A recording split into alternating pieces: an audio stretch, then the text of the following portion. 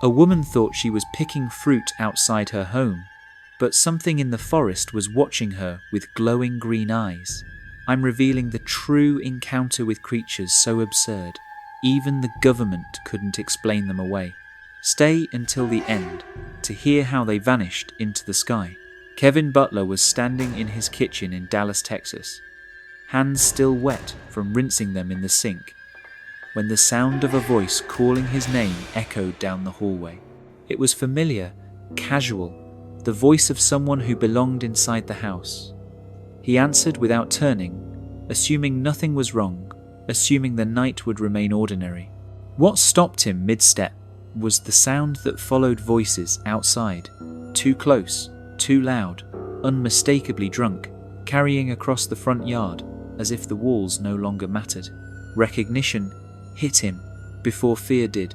The front door was already open by the time the thought finished forming, and Johnny Cerner and Daniel Torres were standing there exactly as he feared, bodies loose with alcohol, eyes locked on him. Anger surged first. Months of public feuding, forged checks, stolen trust boiled over into one reckless accusation, and that was all it took. Johnny Cerner lunged without a word, fist crashing into Kevin Butler's face, hard enough to send him reeling backward. The shock barely registered before both men were on him, dragging him deeper into his own home, slamming the door shut behind them as the duel escalated with frightening efficiency. Electrical cord bit into Kevin Butler's wrists and ankles while knives clattered in the kitchen, the sound sharp and deliberate. When they returned, there was no hesitation, only repeated thrusts, each one stealing breath, stealing time. Down the hall, Larry heard everything, the shouting, the scuffle, the sudden, awful clarity that his companion was being unalived. There was no calculation, no pause for fear. Larry rushed forward, feathers flaring, wings beating furiously as he launched himself at Daniel Torres with a force born entirely of instinct. The cockatoo's beak struck flesh, clawed at skin, tore at scalp, leaving blood where it didn't belong. The knives did not stop. Kevin Butler fell silent first, then Larry followed, his small body collapsing onto the floor beside the man he had tried to save. When Johnny Cerner and Daniel Torres fled the house, they left behind two bodies, and a detail they never considered: the blood smeared across a bird's beak, proof carried unknowingly into death. Police would later dismiss Larry as nothing more than a pet until laboratory results rewrote the narrative. DNA lifted from that blood led directly back to Daniel Torres, and from there to Johnny Cerner. The cockatoo, named after Larry Bird, became the reason justice found them at all. Johnny Cerner and Daniel Torres were sentenced to life in prison, convicted not because of surveillance or witnesses, but because a bird had answered maltreatment with loyalty. Thousands of miles away, beneath a canopy so thick it swallowed daylight, Talia de Villadiez stood frozen at the edge of her home, staring into the Amazon rainforest as if it was staring back. The grapefruit tree was close enough to touch with a short sprint, its fruit hanging heavy and bright against the darkness. She had made this walk dozens of times before, but the air felt different now, heavier, charged with stories whispered across her village over the last several weeks. Figures with glowing green eyes had been seen watching from the trees. Tall shapes that didn't move like animals, didn't behave like people. The name Pelicaras had spread like a disease face peelers, creatures said to abduct, unalive, and strip flesh for profit. Night patrols now circled the village with flashlights and weapons, scanning shadows that refused to stay still. Logic argued with fear as Talia stepped outside.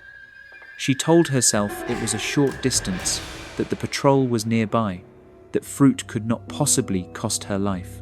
The moment her fingers closed around the grapefruit, the forest answered her doubt. Two towering silhouettes stood between her and the back door, eyes burning green in the dark. One of them was impossibly tall, its body long and rigid like a living tree.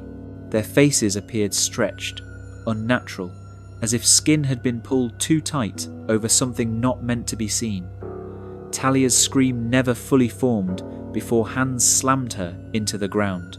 Air vanished beneath a grip, sealing her mouth and nose, while cold metal pressed against her. Panic exploded into survival. She twisted, kicked, clawed, found space where there was none, and screamed with everything she had the moment she could breathe. Voices shouted back from the village, footsteps thundered through brush, weapon shots cracked the night. The figures released her and lifted away, not running, not retreating, but rising. Talia watched through tears and terror as the shapes ascended into the sky, hovering above the treetops while bullets passed uselessly through the space they had occupied moments earlier. The green eyes faded into darkness, leaving behind disbelief so thick it silenced everyone present. Talia survived without a wound, but survival did nothing to quiet what she had seen.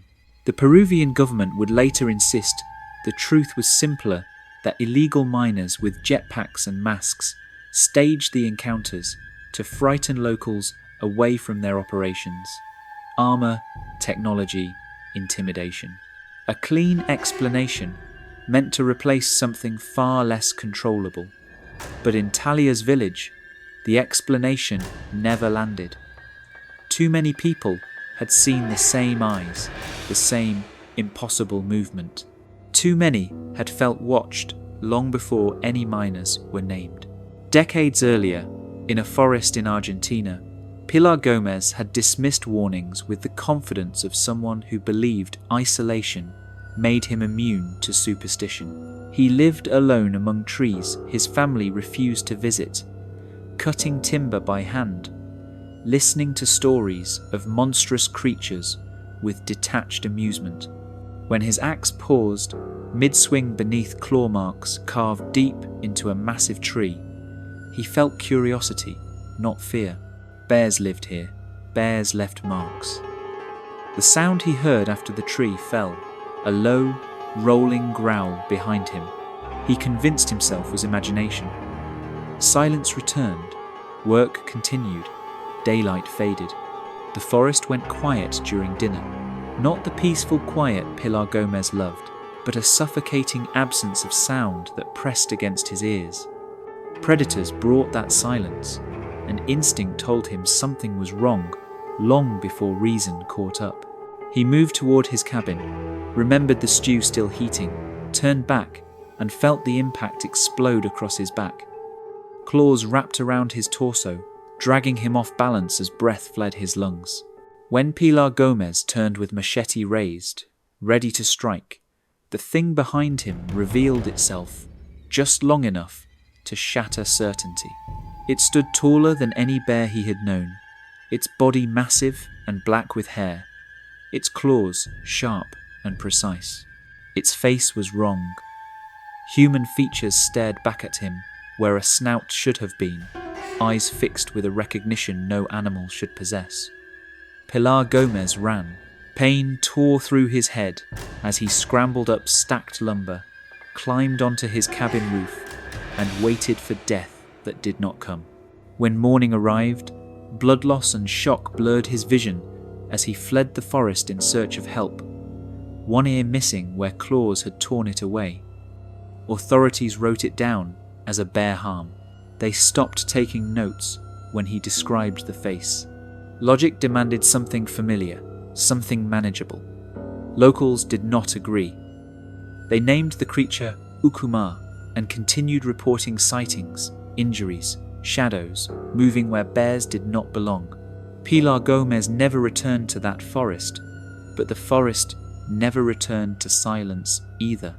Across continents and decades, these moments lingered not because they were unexplained, but because the explanations failed to satisfy the people who lived through them. A bird that carried justice in its beak, figures that rose into the sky instead of fleeing.